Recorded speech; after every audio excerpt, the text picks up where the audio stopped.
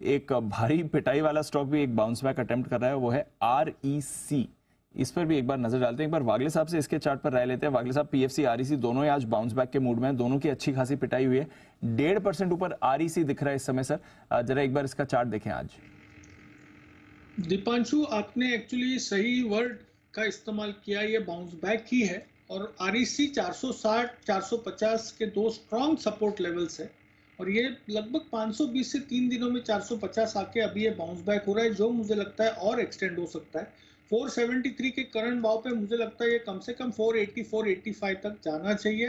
500 के ऊपर ये अगर ट्रेड करने लगेगा तो मैं कहूंगा इसमें फिर नई मूव की शुरुआत होगी, जो कि 540 550 तक ले जा सकती है। तो फिलहाल आपको प्ले करना है तो एक 2 से 3% ट्रेडिंग अपसाइड के लिए प्ले करना चाहिए। 460 का के नीचे का स्टॉप लॉस होना चाहिए। तो ट्रेडिंग अपसाइड के लिए तैयार होते हुए दिख रहे हैं PFC REC। ये कुछ स्टॉक्स है जो लोअर लेवल पे अच्छे पीटे हुए स्टॉक्स हैं, वहाँ पर बढ़िया रिकवरी आने के आसार बन रहे हैं, बनने भी चाहिए, कोई दिक्कत वाली बात नहीं है। ओके, आइए बढ़ते हैं आगे। ABFRL, Aditya Birla fashion retail limited, इसके आएंगे नतीजे। देखते हैं किस तरह के रिजल्ट रह सकते हैं आज। एक बार जरा अनुमान जान लेते हैं। नूपुर से, नूपुर बताइए। सर, ऑपरेशनली स्ट्रॉन्ग रह सकते हैं नतीजे इस बार। अनुमान तो यही है कि मार्जिन एक्सपेंशन भी होगा और कामकाजी लेवल पे मुनाफा 11% बढ़ सकता है। हालांकि जो कंसोलिडेशन कंपनी करती है, जो एक्विजिशन करी है, उसकी वजह से नेट लेवल पे तो लॉस आते हुए दिखेगा। इसके वजह से हो गया नहीं सर। अच्छा, मुझे लगा रिजल्ट करना।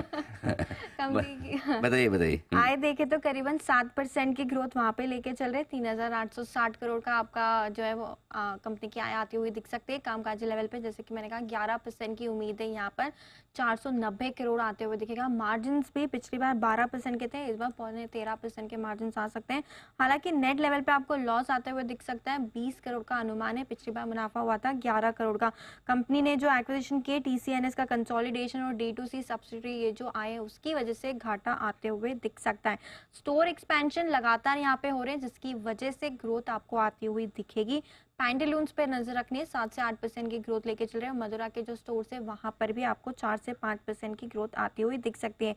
एम्प्लॉय एक्सपेंसेस और अन्य खर्चों में बढ़त से मार्जिन वहाँ पे वो कम होते हुए दिखेंगे, जिसकी वजह से मार्जिन्स में आपको थोड़ा इंप्रूवमेंट आते हुए दिख सकता है।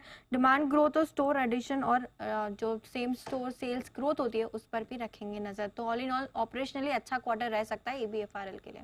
ABFRL के लिए बढ़िया क्वार्टर रहने की उम्मीद है और स्टॉक हरे निशान में आने की कोशिश करता हुआ भी दिख रहा है। ट्रेंड ने अच्छे नतीजे पेश किए थे और ये भी थोड़ा वो नो डाउट ट्रेंड जितना जूडियो जितना तो नहीं, लेकिन सस्ते कपड़े बेचने वाले में कम ये भी शामिल है। तो देखते हैं किस तरह का एक्शन यहाँ पर होता है।